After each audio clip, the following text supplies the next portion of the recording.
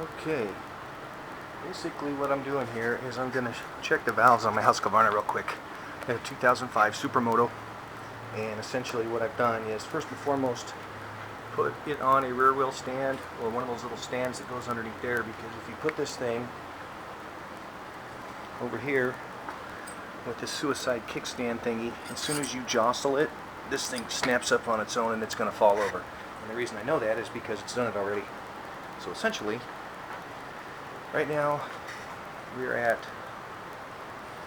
you can see it's 640 miles. I'm supposed to check the valves at 600 miles. I checked them at about 450, 480, and they were good, but since I just went over 600, I'm going to check them again. Anyhow, what I did was obviously pulled out the seat, the side panels, the gas tank. If you don't know how to do that, it tells you in the owner's manual, but if you're challenged to get that stuff off, you probably don't want to attempt this at home. You got to have a little bit of mechanical aptitude. Anyhow, what I did was spark plugs out, valve covers off, put it in gear, 6th gear, grab the wheel, rotate the wheel forward. You want to rotate the cams in the direction of engine rotation so that you take the slack out of the timing chain right there. And then you rotate it around until you can see this.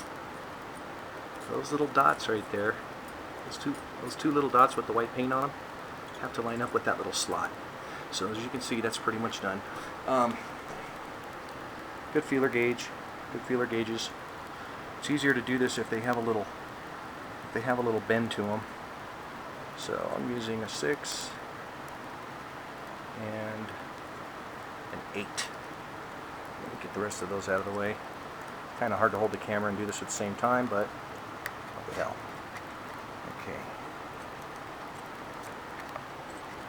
Okay, so here I'm on the exhaust side, and what I'm doing basically is I'm putting this feeler gauge in here between the follower and get it in there. Not a lot of room to work on a 510 because the head's so close to the frame. Anyhow, I'm slipping this in between, you can see that, in between the follower, or you can do it down here on the valve, it's a little easier. Right in between the valve and the follower. That's 8 thousandths, so that one's good. And then I come over here and let's see that. Get it in there. There we go. Okay, and there's 8 thousandths. You got to feel a little tension on the feeler gauge is ideal. So those ones are good. The exhaust side's cool. I don't have to adjust them. They're really not that hard to adjust. You just pop and get in here. Let me get another light.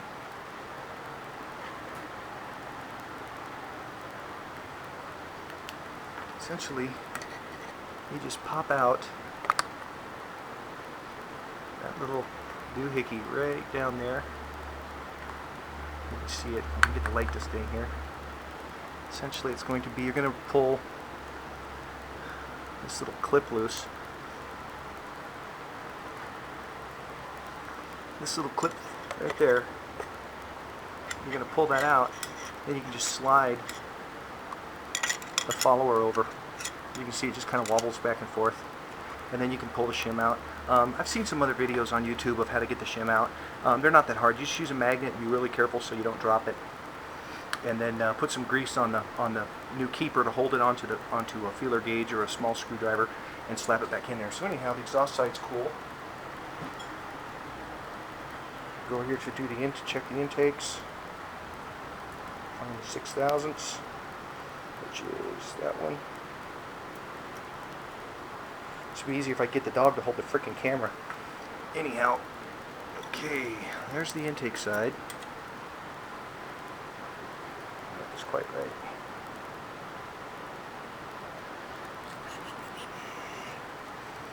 And it's the same deal as before, essentially. Switch hands here. Feeler gauge is going to slip in between the keeper. There we go.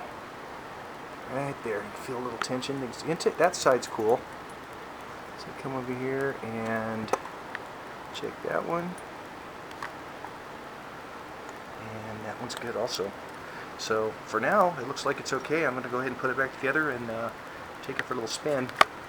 Hope this helps if you own one of these. Good luck.